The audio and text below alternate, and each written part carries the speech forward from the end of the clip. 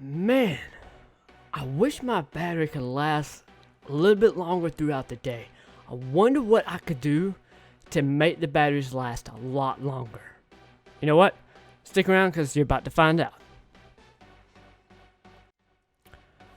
Okay, you're probably like me and you want your battery to last a lot longer. You want it to last throughout the day more than what you've been getting before, and you have the phone for like a couple weeks, maybe years or so, and the battery's just not lasting. In some cases, the battery doesn't need to be replaced because after a certain amount of years, certain phone batteries will die out. You know, like the iPhone batteries, yes, they're starting to improve the batteries a lot more.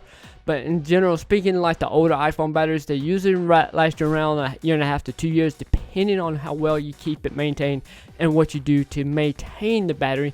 And then your newer phones, you know, you're like your 10s and your 11s and your 12s, especially the 12s that's coming out now, those batteries are going to last you anywhere between 3 to 4 years. But that all depends on Apple and their updates and everything, because this video right here, yes, you heard it, this video is going to be all about your Apple products and all about the iPhones and what I can tell you and what I can give you personally from experience and from what I know. When I used to work at Batteries Plus, people used to come in all the time and ask why are their batteries not lasting long, and usually they just got a bunch of stuff that is turned on, or they're just not properly doing the right steps to keep the battery charged and stuff like that. So this video, I'm going to explain you 5 ways to keep your battery from dying out so fast or make it last longer throughout the day for you. So make sure you listen up for all these tips, and you might want to jot them down. And some of them you may already know, some of them you may already do, but it's an easy refresher, it's an easy reminder to make your battery last longer. So let's go ahead and let's jump right into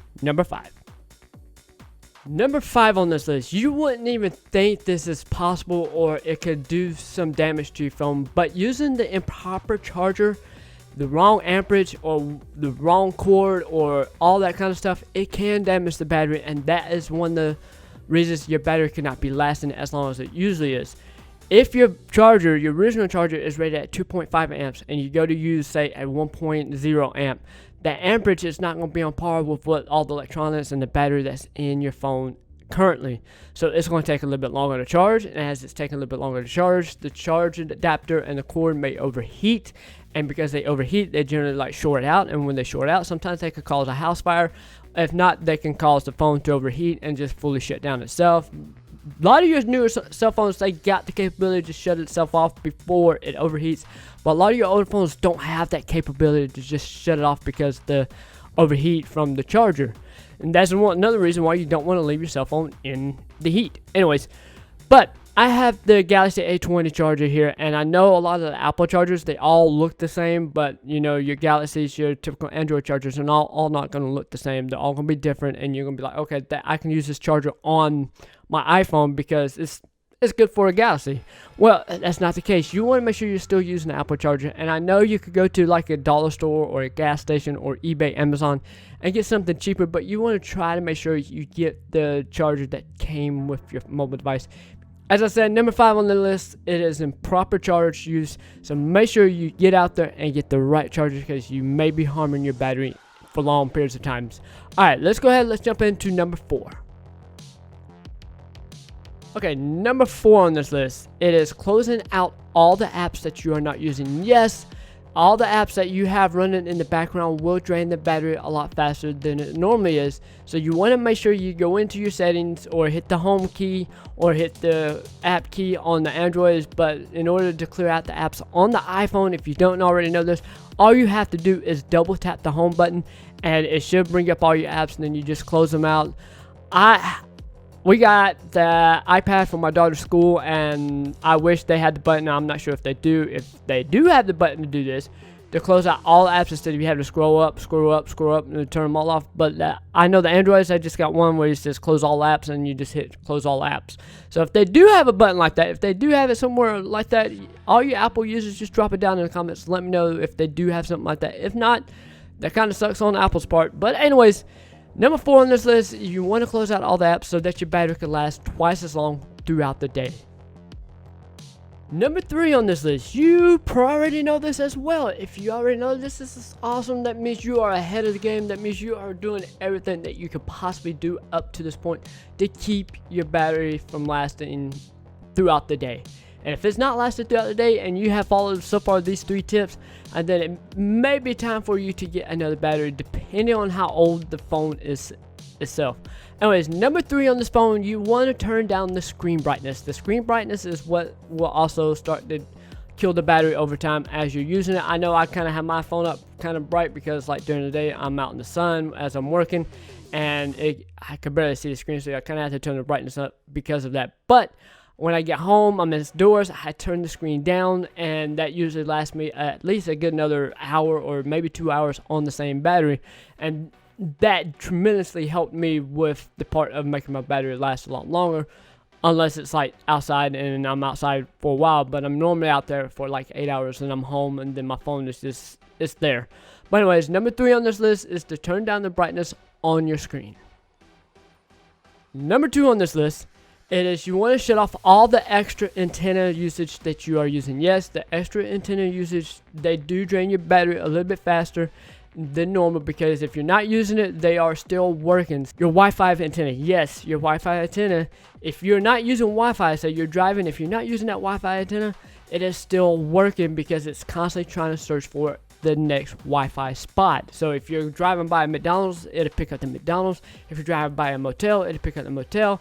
If you're driving by a random business or random houses, it will pick up all the Wi-Fi's in that area, and it will constantly start working, try to find more every time you move. So you want to turn that antenna off. Another antenna you want to turn off, it is the GPS, the location antenna. Yes, that as well. You're like, why do you want to turn that off? Well, if you're not using it for your like your maps or your trips and stuff like that, you want to turn that off as well, because that will also drain the battery along with the Wi-Fi antenna. So you got 2 things that are draining the battery, because your location is constantly trying to find you. Every time you move, your GPS is trying to find you, so you're being tracked that way.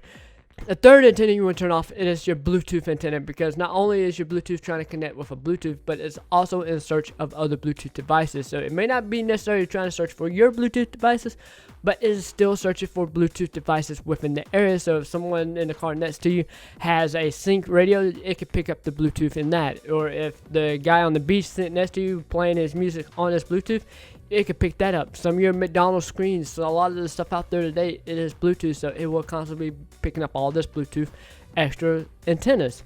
Another antenna that you want to try not to use, well, you want to use it, but you don't have to use it when you're at home. If you have Wi-Fi and you're using the Wi-Fi on your phone, you do not have to use the cellular antenna. You could turn that off. That's a power tip, because you don't necessarily have to use the cellular antenna when you're using the Wi-Fi, because your Wi-Fi will be the calling and everything like that. So you could definitely you'll be alright without using the cellular antenna. So you could turn that off. So yes, turn your Wi-Fi off, your Bluetooth antenna, your GPS location, and your cellular antenna if you are at home. That's a power tip, so you don't necessarily have to do that. But the main 3 is the Bluetooth, Wi-Fi, and the GPS location. Alright, the number 1 tip on this list. Out of all 5 tips, this is the one you want to pay attention to, because this is the one that's going to help your phone over time and make it last throughout the day for you. The number 1 tip I want to tell you guys is to charge your phone when it needs it. You don't want to continue to charge it at 50% or 60% or 30%. You want to charge your phone at the point where the phone is telling you to charge it. 90% of your phones will tell you at 20% to charge your phone. That's when you want to charge it. Occasionally, you want to let the phone die or restart it, but you want to charge the phone when the charger is telling you to charge it. Well, not the charger, but when the phone is telling you to charge. Usually it's around 15%. I know my phone will tell me at 15%, but sometimes you could go farther down. You could get it down at 5%. As long as you charge it before the phone dies, or not at 60 or 70%, whatever charge you think it's going to be okay at, you want to charge it at the proper time, because over time, it's just going to deteriorate the battery. And a lot of your phone batteries now, they can last you for years if you take care of these batteries and these phones properly. This is why I'm giving you these tips to improve the battery throughout the day. We're giving you more tips throughout the years and give you more ways to improve the battery situation in all your phones. But anyways, guys, I hope you enjoy this video, and if y'all want to see the next video is going to be about the Android tip side of things. I'm going to give all those guys some tips, but all these tips will intervene with each other. Y'all can like share the tips and everything, because what I tell for the Android guys can work on the iPhones, and what I'm telling you iPhone guys and gals can work on the Android. So if you're looking at these tips, just jot them all down, and then if you're doing all this, then that's cool. And if it's still not working, then it's obviously you're going to need a new battery. But anyways, guys, I am RPM Nexus, the bargain tech reviewer, the guy that goes on hunting for all the bargain tech out there. If you're new to the channel and you want to see more videos just like this or some reviews, go ahead and hit that subscribe and bell notification, and I will see y'all soon. Peace.